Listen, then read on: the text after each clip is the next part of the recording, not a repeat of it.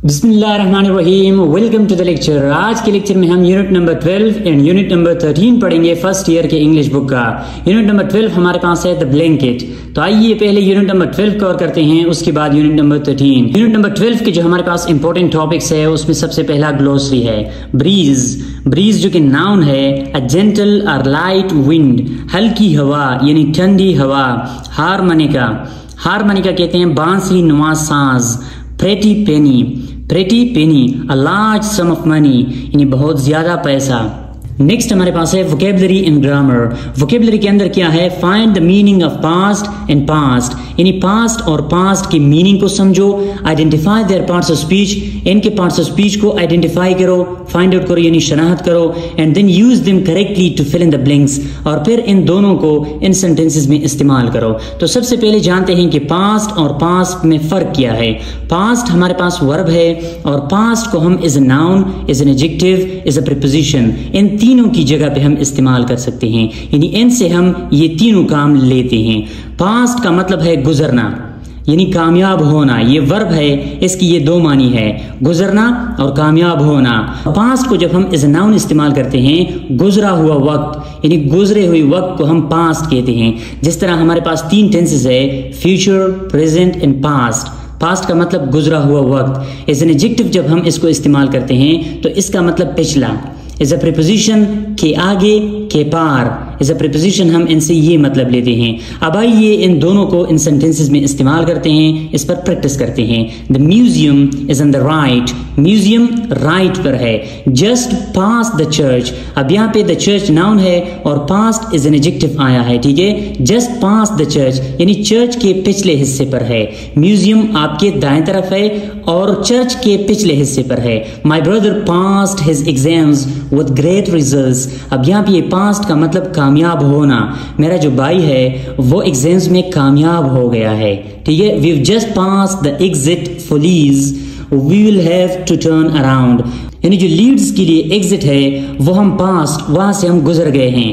Go past the post office then turn left and you will see your hotel. Go past the post office यानी post office के उस पार, post office के पार यानी post office को आप छोड़िए, उससे आगे जाए तो आप अपना होटल देखेंगे।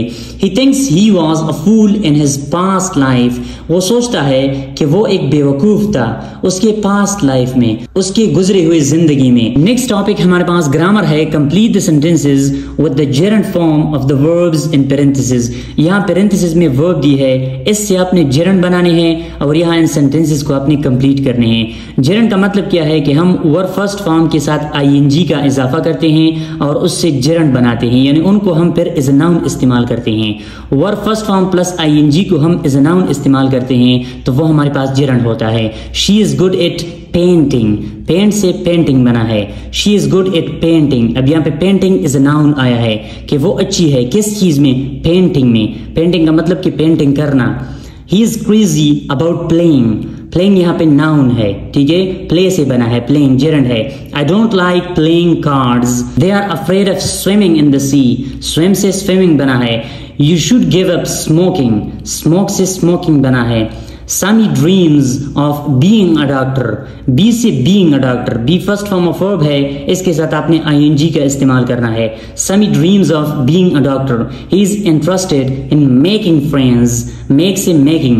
My uncle is afraid of going by plane, we insist on cooking the dinner ourselves, cook से cooking यानी gerund बना है वर्ब से। नेक्स्ट हमारे पास है use the verbs in parenthesis either is gerund और द इन्फिनेटिव। यहाँ पे पैरेंथेसिस के अंदर आपको वर्ब्स दी है, इनको आपने इज जेरंड या फिर इज एन इन्फिनेटिव इस्तेमाल करने हैं इस सेंटेंस के अंदर। कहाँ पर हम जेरंड इस्तेमाल करते हैं, कहाँ पर हम इन्फिनेटिव इस्तेमाल करते हैं, आइए सबसे पहले ये जानते हैं। जेरंड को हम कंटिन्यूअस एक्शन के लिए, कोई ऐसा काम कि जो जारी है यानी सेंटेंस के अंदर जारी होता है तो उनको बयान करने के लिए हमने जेरंड इस्तेमाल करना है, या फिर पास्ट एक्सपीरियंस के लिए यानी ऐसा तजुर्बा कि जो पास्ट में यानी गुजरा हुआ हो, उनके बारे में बात करने के लिए हमने जेरंड का इस्तेमाल करना है।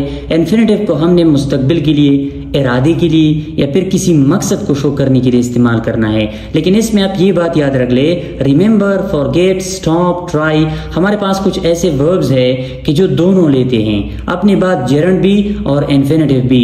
लेकिन इसमें एक बात यह है कि इनके बाद जब हम जेरंड इस्तेमाल करते हैं तो उसका थोड़ा सा डिफरेंट मीनिंग होता है इन्फिनेटिव के इस्तेमाल से। यानी इनके बाद हम दोनों को इस्तेमाल करते हैं डिफरेंट मीनिंग्स हासिल करने के लिए। यानी इनके बाद जब ये दोनों आते हैं तो इनके मीनिंग डिफरेंट होते हैं। For example, I couldn't sleep so I tried drinking some hot milk. अब यहाँ पे आई ट्राइड के बाद ड्रिंकिंग आया है, इससे मैंने ड्रिंकिंग जेरंड बनाया है। She tried to reach the book on the high shelf but she was too smile. अब यहाँ पे ट्राइड के बाद टू रीच यानी टू रीच इन्फिनेटिव आया है। तो इसके पीछे साइंस क्या है, आइए इसको जानते हैं। जब ट्राई के बाद हम जेरंड का इस्तेमाल करते हैं, इसका मतलब यह है कि हम कोई तरीका आजमाते हैं कि शायद ये तरीका काम कर जाए। For example, I couldn't sleep, मैं सो न सका यानी मुझे नींद नहीं आ रही थी। So I tried drinking some hot milk, तो मैंने ये तरीका आजमाया, ये गर्म दूध पीने का तरीका आजमाया कि शायद ये काम कर जाए। She tried to reach. अब ट्राई के बाद जब हम इन्फिनेटिव का इस्तेमाल करते हैं, इसका मतलब कि हम किसी काम की कोशिश करते हैं। हो सकता है वो काम कामयाब हो या ना हो, लेकिन हम सिर्फ कोशिश करते हैं। यहाँ पे नेक्स्ट क्या है, they tried to get to the party on time but the bus was delayed. They tried to get, अब ट्राई के बाद इन्फिनेटिव आया है, इसका मतलब कि उन्होंने इस काम के करने की कोशिश की है, यानी उन्होंने ये कोशिश की है कि वो पार्टी में पहुंच जाए, लेकिन बस ने क्या किया था, बस लेट हो गया। We tried opening the window, but it was so hot outside, it didn't help. We tried opening the window. हमने क्या किया, हमने ये तरीका भी आजमाया, खिड़की खोलने का तरीका भी हमने आजमाया, but it was so hot outside, लेकिन बाहर भी गर्मी थी, तो इसने हेल्प नहीं की। यानी ये जो खिड़की हमने खोली, इसने कुछ खास मदद नहीं की, क्योंकि बाहर भी गर्मी थी। तो यहाँ पे जब जेरंड आया है, इसका मतलब कि हमने ये तरीका आजमाया है। तो हम क्या करते हैं, ट्राई के बाद जब हम जेरंड इस्तेमाल करते हैं, इसका मतलब कि हम कोई तरीका आजमाते हैं। जब हम इन्फिनेटिव इस्तेमाल करते हैं, इसका मतलब कि हम किसी काम की कोशिश करते हैं। हो सकता है वो पॉसिबल हो या पॉसिबल ना हो जाए या ना हो जाए, लेकिन हम वहां पर कोशिश करते हैं। अब इसके अंदर आपने क्या करना है, यहाँ इस टॉपिक के अंदर 20 सेंटेंसेस है, मैंने आपको यहाँ पे की है, मैंने इसके सामने लिखे हैं, आपने इस पर प्रैक्टिस करना है। ठीक है, कि कहाँ पर हमने जेरंड इस्तेमाल करना है, कहाँ पर हमने इन्फिनेटिव इस्तेमाल करना है। अगर कहीं पर भी किसी भी सेंटेंस के अंदर आपको मसला हो, आप मुझसे कमेंट बॉक्स के अंदर पूछ सकते हैं, मैं आपको आंसर करूंगा इंशाअल्लाह। नेक्स्ट हमारे पास टॉपिक है, replace the gerund by an infinitive and the infinitive by a gerund in the following sentences. यहाँ इन सेंटेंसेस में आपको इन्फिनेटिव दी है, उनको आपने जेरंड से रिप्लेस करने हैं, और जहाँ पे जेरंड दी है उनको आपने इन्फिनेटिव से रिप्लेस करने हैं। जिस तरह to love is better than to frown, to love and to frown ये इन्फिनेटिव है, इसको आपने जेरंड से रिप्लेस करने हैं। Loving is better than frowning, loving and frowning बन जाएगा। Writing a story is not easy, ये जेरंड है, इसको आपने इन्फिनेटिव से रिप्लेस करना है। To write a story is not easy. He likes to collect, to collect infinitive है, कलेक्टिंग बन जाएगा gerund. He likes collecting books and does not like giving them away, giving gerund है, to give infinitive बन जाएगा, to give them away. Flying kites is a good sport but to bet on them is bad, flying gerund है, to fly बन जाएगा। to fly kites is a good sport but to bet infinitive है, betting इससे आपने gerund बनाना है, but betting on them is bad। he likes to read and to write, to read to write ये infinitive है, reading and writing बन जाएगा। he likes reading and writing। she likes cooking and painting, अब ये gerund है, इससे आपने infinitive बनाना है। she likes to cook and to paint। seeing is believing, gerund है दोनों। to see is to believe, to see is to believe। she loves making dolls, making gerund है, इससे आपने infinitive बनाना है, to make। she loves to make dolls। to wait for people who were late made him angry, to wait infinitive है, waiting for people who were late made him angry।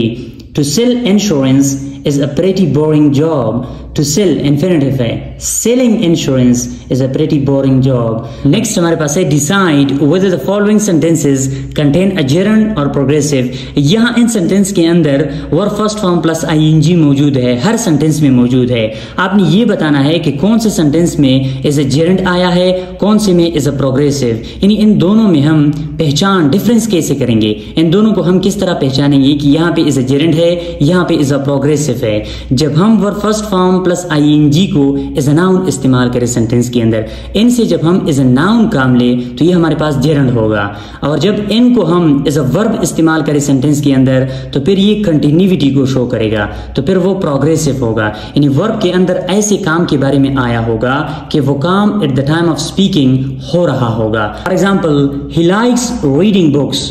अब यहाँ पे क्या है, ही लाइक्स वो पसंद करता है, क्या पसंद करता है, रीडिंग बुक्स, बुक पढ़ना पसंद करता है। तो यहाँ पे रीडिंग एज ए जेरंड आया है, ही इज रीडिंग बुक्स, वो किताबें पढ़ रहा है। तो यहाँ पे ये जारी है काम, यहाँ पे जो रीडिंग है ये प्रोग्रेसिव है, यानी ये काम अभी शुरू है। Reading books can be great fun. अब यहाँ पे इज अ जेरंड आया है, रीडिंग बुक्स किताबें पढ़ना कैन बी ग्रेट फन। तो यहाँ पे ये इज अ नाउन आया है, यानी ये जेरंड है। He is interested in reading books, वो इंटरेस्टेड है किस चीज में, बुक पढ़ने में, ये भी जेरंड है। ही वॉज रीडिंग बुक्स, वो किताबें पढ़ रहा था। तो यहाँ पे कंटिन्यूटी शो हो रही है, ये प्रोग्रेसिव है।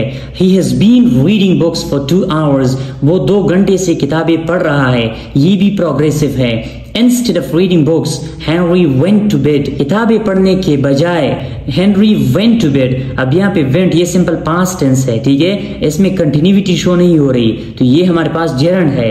Do you like reading books? क्या तुम किताबें पढ़ना पसंद करते हो, ये भी क्या है हमारे पास जेरंड है, क्योंकि यहाँ पे वर्ब ये है। He had been reading books।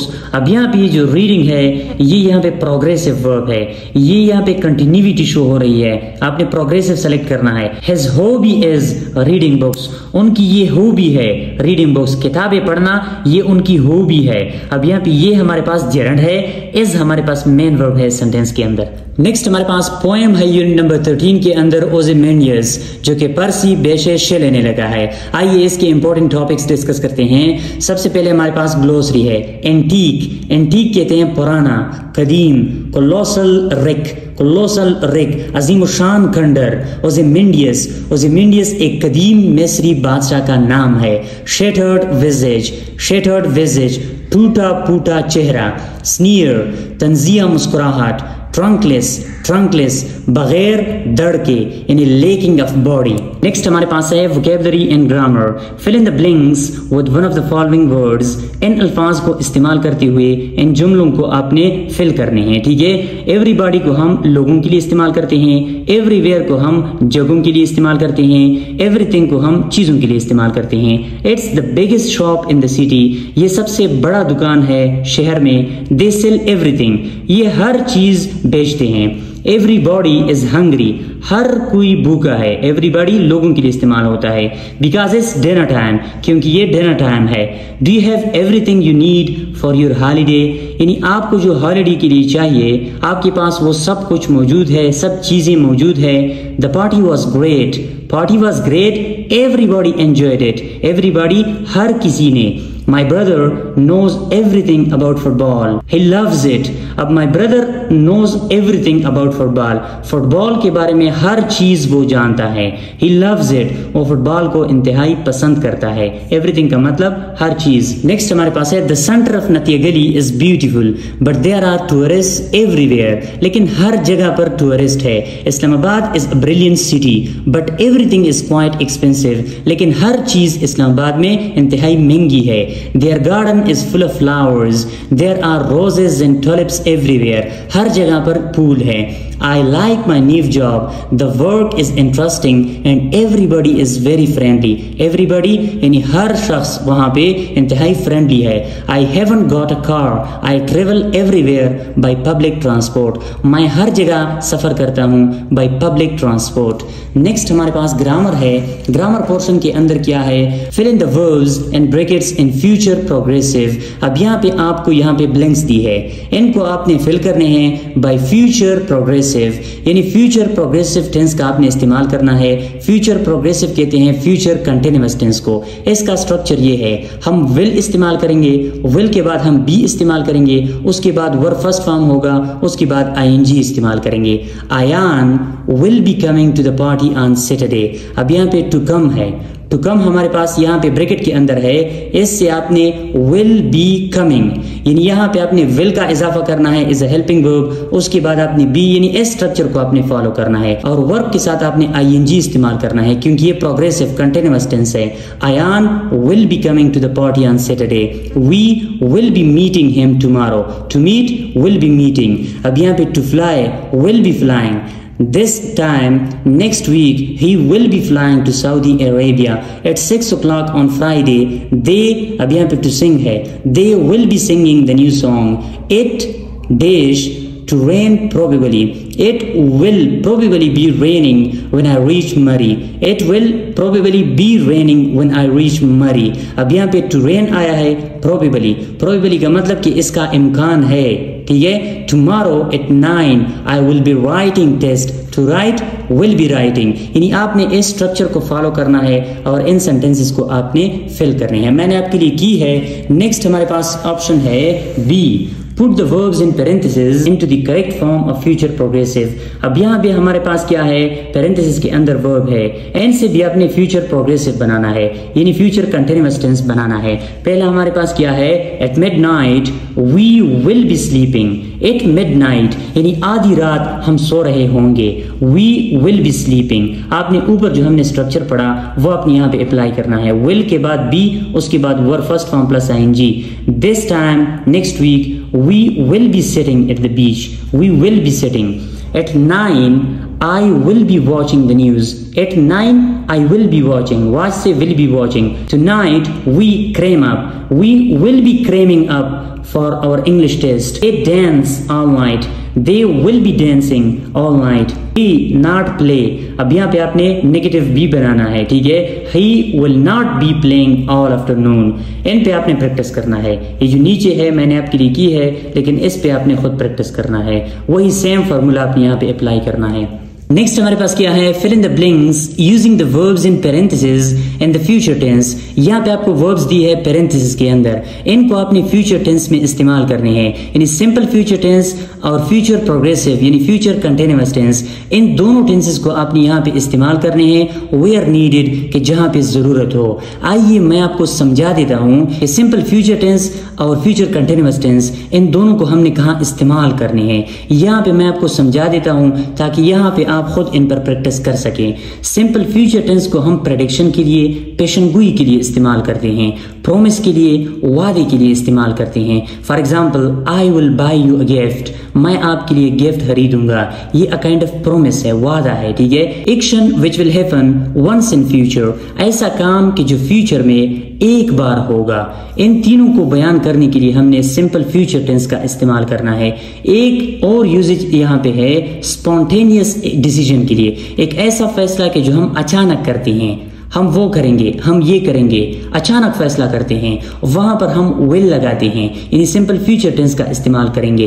Progressive यानी future progressive tense, future continuous tense को हमने कहाँ इस्तेमाल करना है, two actions which will happening at the same time, यानी दो एक्शन के जो एक ही वक्त बैक वक्त हो रहे हों, तो उनको बयान करने के लिए हमने फ्यूचर प्रोग्रेसिव का इस्तेमाल करना है। Action which will be in progress in future, ऐसा काम कि जो मुस्तकबिल में हो रहा होगा, मुस्तकबिल में जारी होगा, उनको बयान करने के लिए हमने प्रोग्रेसिव टेंस का इस्तेमाल करना है। Expected to happen as an event, schedule, time table, कोई ऐसा काम कि एक खास टाइम टेबल, एक खास इवेंट यानी एक खास शेड्यूल के मुताबिक जारी होगा, यानी वो मुस्तकबिल में, फ्यूचर में हो रहा होगा, वहां पर हमने प्रोग्रेसिव टेंस का इस्तेमाल करना है, ठीक है।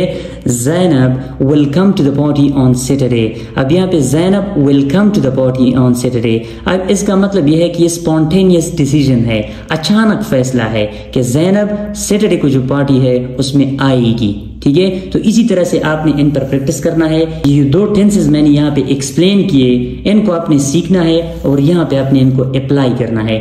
मैंने आपके लिए की है, आप यहाँ से भी देख सकते हैं, लेकिन बशर्ते ये कि आप यहाँ प्रैक्टिस खुद करें। नेक्स्ट क्या है, fill in the correct future tense. यहाँ पर भी आपने फ्यूचर टेंस को लगाना है, ठीक है। विल फ्यूचर, गोइंग टू और प्रेजेंट सिंपल। यानी विल फ्यूचर का मतलब ये है कि विल को इस्तेमाल करते हुए अपने फ्यूचर टेंस बनाना है। ये हम ऊपर पढ़ चुके हैं कि विल के जरिए से जब हम फ्यूचर बनाते हैं तो वो हम कहाँ इस्तेमाल करते हैं, प्रेडिक्शन के लिए, प्रॉमिस के लिए या स्पॉन्टेनियस डिसीजन के लिए। यानी जब हम अचानक कोई फैसला करते हैं, वादा करते हैं या पेशेंगोई करते हैं, वहां पर हमने विल का इस्तेमाल करना है। गोइंग टू हमने प्लान्स और इंटेंशंस के लिए, ऐसा काम कि जिसको करने के लिए हमने पहले से इरादा किया होता है, ठीक है, पहले से प्लानिंग की होती है, वहां पर हमने गोइंग टू का इस्तेमाल करना है। For example, I am going to buy a car. I am going to buy a car, इसका मतलब कार के खरीदने के लिए मैंने पहले से प्लानिंग की है, इरादा मैंने की है, तो मैंने गोइंग टू का इस्तेमाल करना है। प्रेजेंट सिंपल टेंस को हमने फिक्स शेड्यूल के लिए या फिर टाइम टेबल के लिए, यानी ऐसा काम कि जो रेगुलर बेसिस पर हो रहा हो, जो फिक्स शेड्यूल को फॉलो करता हो, फिक्स टाइम टेबल के ऊपर हो रहा होता है, तो वहां पर हमने प्रेजेंट सिंपल का इस्तेमाल करना है। यानी इन तीनों को आपने क्या करना है, यहाँ इन सेंटेंसेस में इस्तेमाल करना है। मैंने यहाँ पे आपके लिए एक्सप्लेन की है, अब यहां पर आपने खुद प्रैक्टिस करना है। जिस तरह पहला है, the fridge is empty, will you go and get some food please. The fridge is empty, अब इसका मतलब क्या है कि उन्होंने फ्रिज देखा है कि फ्रिज खाली है। अब स्पॉन्टेनियस डिसीजन लेता है, अचानक फैसला करता है। Will you go and get some food, क्या तुम जाओगे और कुछ फूड लेकर आओगे प्लीज, मेहरबानी करके। तो यहाँ पे स्पॉन्टेनियस डिसीजन है, विल के जरिए से फ्यूचर बना है। We have decided that we are going to have dinner at a restaurant tomorrow. अब हमने ये पहले से प्लानिंग की है कि हम कल डिनर जो है वो रेस्टोरेंट में करेंगे। तो यहाँ पे गोइंग टू का इस्तेमाल किया है, क्योंकि इस काम को करने के लिए पहले से प्लानिंग यानी इंटेंशंस पहले से थे। तो आपने इसी तरह से इन तीनों को, यानी यहाँ पे जो मैंने आपको यहाँ पे एक्सप्लेनेशन दी है, इस पर प्रैक्टिस करके, इसको जहन में रख के और यहाँ पे आपने अप्लाई करने हैं, ठीक है। नेक्स्ट हमारे पास क्या है, put the verbs into the correct form, will, going to, simple present और प्रेजेंट प्रोग्रेसिव। यानी इस यूनिट के अंदर फ्यूचर टेंस पर इतना प्रैक्टिस है कि यहाँ पर आपने फ्यूचर टेंस को मास्टर करके ही रहना है, ठीक है। Will, going to, simple present और प्रेजेंट प्रोग्रेसिव टेंस को आपने इस्तेमाल करना है इन सेंटेंसेस को फिल करने के लिए। तो आइए मैं आपको समझा देता हूँ कि इनको आपने कहाँ इस्तेमाल करना है, फिर आपने यहाँ इन पर प्रैक्टिस करना है। विल को हमने प्रेडिक्शन के लिए, पेशेंगोई के लिए, प्रॉमिस वादा के लिए, थिंक और प्रोबेबली। जब हम किसी काम के बारे में सोचते हैं कि मैं सोचता हूं कि ये होगा, मैं सोचता हूं कि वो होगा, वहां पर आपने विल का इस्तेमाल करना है। गोइंग टू को हमने प्रेडिक्शन के लिए इस्तेमाल करना है, यानी विल के जरिए से हम प्रेडिक्शन करते हैं, गोइंग टू के जरिए से भी हम प्रेडिक्शन करते हैं। तो इनमें फर्क क्या है, विल के जरिए से जब हम प्रेडिक्शन करते हैं विदाउट एविडेंस, हमारे साथ कोई एविडेंस मौजूद नहीं होता, हम वैसे प्रेडिक्शन करते हैं without any proof, without any evidence, कोई एविडेंस नहीं होता। प्रेडिक्शन जब हम गोइंग टू के जरिए से करते हैं तो हमारे पास एविडेंस मौजूद होता है। फॉर एग्जाम्पल, हम बादल को देखते हैं और हम कहते हैं कि बारिश होगा, तो हमारे पास एविडेंस मौजूद है, वहां पर हम गोइंग टू का इस्तेमाल करते हैं। अब हम बारिश के बारे में पेशेंगोई करते हैं कि बारिश होगा, आसमान पर बादल नहीं है, सनी डे है, तो इसका मतलब वहां पर हमने विल का इस्तेमाल करना है, ठीक है।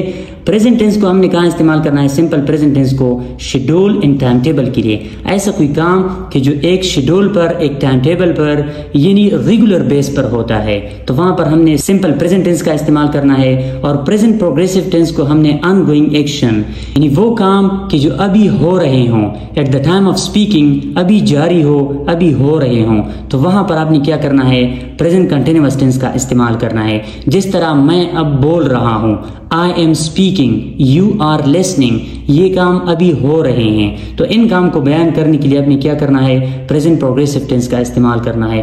तो ये चार मैंने आपको यहाँ पर एक्सप्लेन किए, इन पर आपने यहाँ प्रैक्टिस करना है। मैंने आपके लिए की है यहाँ इन सेंटेंसेस में, आप यहाँ से देख सकते हैं। अगर आपको मसला हो तो आप यहाँ से देख सकते हैं, लेकिन बेहतर ये होगा कि आप इन पर खुद प्रैक्टिस करें। अगर आपको कहीं पर भी मसला हो, किसी किस्म का मसला हो इन 2 यूनिट्स में, तो आप मुझसे पूछ सकते हैं कमेंट बॉक्स में, मैं आपको आंसर जरूर करूंगा इंशाल्लाह। Thank you so much, bye bye.